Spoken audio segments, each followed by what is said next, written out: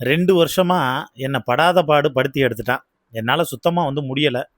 கிட்டத்தட்ட அவன் ஒரு மனநலம் பாதிக்கப்பட்ட சைக்கோ அப்படின்னு விக்ரமோட பையன் இருக்கார்ல, துருவ் விக்ரம்.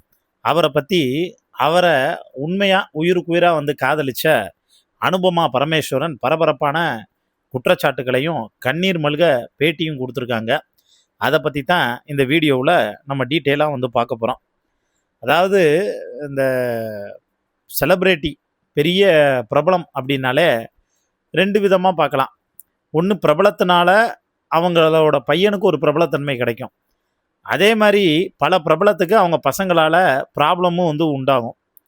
அதுல இப்ப துருவ் மாட்டியிருக்காரு. தளபதி விஜயோட பையன் ஜேசன் சஞ்சய், அதாவது தளபதி விஜயோட பையன் தான் சஞ்சய்.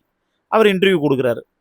அந்த இன்டர்வியூ குடுக்கும்போது அத பார்க்கும்போது, அது அவரோட அப்பாவுக்கு பெருமையா போய் சேருது.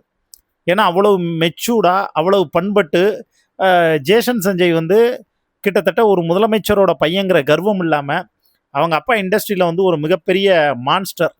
அந்த ஒரு கெத்து இல்லாம, ரொம்ப சிம்பிளா, ஹம்பிளா பார்த்தோன்னா, அந்த மனுஷன் இன்டர்வியூ குடுத்திருந்தாரு. அது அவங்க அப்பாவுக்கு பெருமை சேர்த்துச்சு. ஆனா, அவங்க அப்பா பண்ற சில்லறத்தனமான காரியம், அந்த பசங்களுக்கு தான் சிறுமையும், அதே மாரி அவங்களுக்கு பெரிய மன உளைச்சலை ஏற்படுத்துதுங்கிறது தான் நிதர்சனமான உண்மை. இப்ப காதல் உறவுல ஏற்பட்ட கட்டுப்பாடு, மன உளைச்சல் இந்த 2ம் ஒரு 2 வருஷம் என்ன ஒண்ணுமே இல்லாம ஆக்கிருச்சுன்னு ரொம்ப கண்ணீர் மல்க கதறி அழுதுருக்காங்க. நடிகை அனுபமா பரமேஸ்வரன் தன்னோட காதல் வாழ்க்கை மற்றும் அதிலிருந்து தான் எதிர்கொண்ட வலி, அத பத்தி தான் அவங்க ரொம்ப ஓப்பனா பேசியிருக்காங்க. விக்ரமோட பையன் துருவ் விக்ரம அனுபமா காதலிச்சுட்டு வந்தது சினிமா வட்டாரங்கள்ல பரவலா எல்லாருக்கும் தெரிஞ்சிருக்கும். ஆனா, அந்த உறவு குறித்து 2 பேருமே அதிகாரப்பூர்வமா வெளிப்படையா பேசிக்கிட்டதில்ல. இந்த நிலையில தான் சமீபத்தில இன்ஸ்டாகிராம்ல காதல் தோல்வி மற்றும் அதிலிருந்து மீண்டு வந்தது பற்றி அனுபமா பதிவிட்டிருந்தாங்க. அந்த பதிவை சுத்தி பல்வேறு கருத்துக்கள் எழுந்த நிலையில, அந்த பதிவின் பின்னணியில் இருந்த 2 ஆண்டுகால அனுபவத்த அனுபமா இப்ப ரொம்ப டீட்டெயிலா எக்ஸ்பிளைன் பண்ணியிருக்காங்க, ஷேர் பண்ணியிருக்காங்க. தன்னோட இன்ஸ்டாகிராம் பதிவு குறித்து பேசும்போது, அந்த பதிவு ஒரே இரவுல வரலங்க. அந்த ஒரு பதிவுக்கு பின்னாடி 2 வருஷத்தோட வலி, உடல் ரீதியா மற்றும் உணர்வு ரீதியான அழிவு இருக்கு. நான் சும்மா ஒரு ஃபோட்டோவ போட்டு ஏதோ ஒரு கேப்ஷன் எழுதணும்னு நான் நினைக்கிறவ கிடையாது. சில காலம் சோஷியல் மீடியால இருந்து விலகி இருந்தேன்.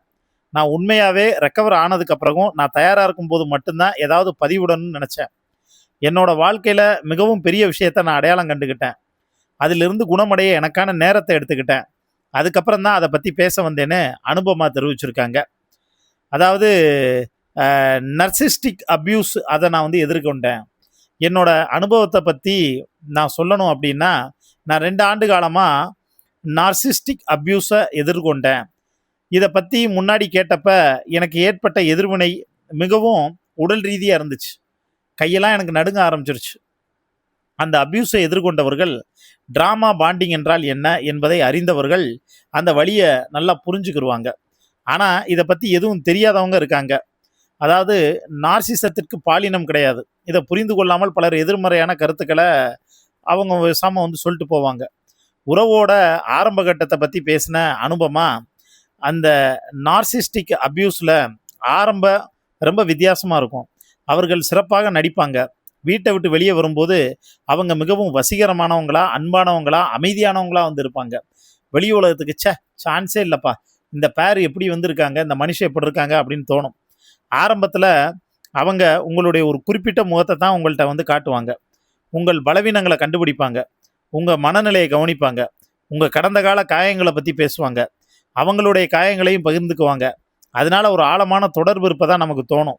அது மிகவும் சரியான காதல் போல இருக்கும். ஆனா அதுதான் லவ் பாம்பிங் கட்டம்னு சொல்றாங்க. நீங்க தினமும் ஜீன்ஸ் டாப் அணிபவர்னு வச்சுக்கோங்களேன்.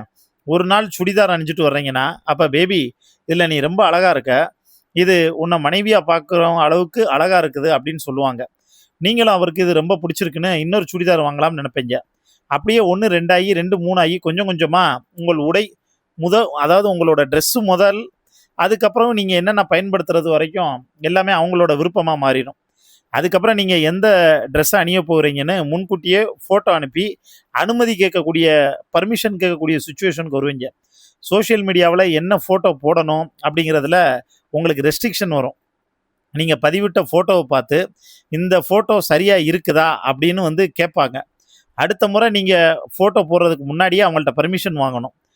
அதோட மட்டும் இல்லாமல் நீங்கள் ஒருத்தவங்கள்ட்ட ஒரு கருத்து சொன்னால் அதுக்காக சிறிய சிறிய தண்டனை கிடைக்கும். அதனால ஒரு பிரச்சனை வரக்கூடாதுங்கிறதுக்காக சில விஷயங்களை தவிர்க்க ஆரம்பிப்பீங்க. இந்த பேச்சை தவிர்க்கலாம், அந்த விஷயத்தை பேசாமல் இருக்கலாம் நீங்கள் நினைப்பீங்க. ஆனால் அது வித்ட்ராவல், சைலண்ட் ட்ரீட்மெண்ட் போன்ற விஷயங்களாக மாறும். அதற்குள்ளே நீங்கள் அந்த நபரோட மிகவும் ஆழமாக இணைஞ்சிருப்பீங்க.